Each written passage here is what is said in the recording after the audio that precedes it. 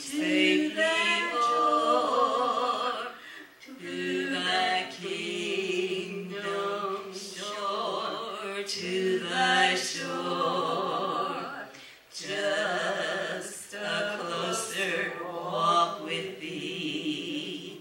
Granted, Jesus is my plea, daily walking close to thee. Let it be, dear Lord, let it be. And for our kids to come home. When they came to us several years ago, they walked right into our hearts, and then the Lord had a call on their heart, and we wanted them to go and fulfill that. But we appreciate them, and I call on them all the time. When I get drunk, yeah. So I just appreciate them so much. As Brother Bill mentioned, the chaos in the world today, but this going on. But one thing I've noticed that all of the spiritual leaders, as we can say, are reminding us and challenging us and saying, you know, this is the time of the end. That's right. Everybody. And we need to lend credence to that. We need to pay attention to what's happening. We don't know the day or the hour. We don't even know exactly, the time frame here.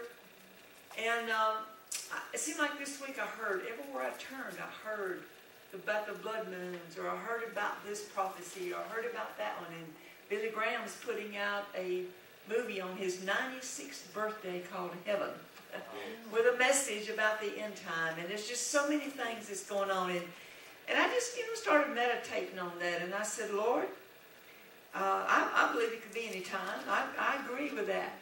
But in the meantime, if it is short or if it's long, what do we do? That's right. What are we supposed to do?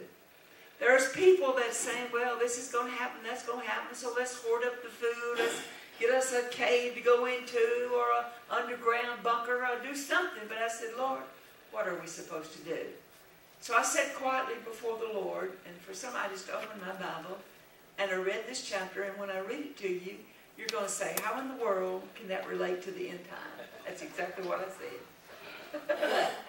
But I sat quietly before the Lord with an empty mind and an empty heart to be filled. And God gave me 3 words. And He's going to bless your heart tonight and going to give you and me, as it did me, the peace of God to carry on and to do exactly what we're supposed to do. In Matthew chapter 10, if you would turn there, I'm actually going to read the whole chapter. Matthew chapter 10.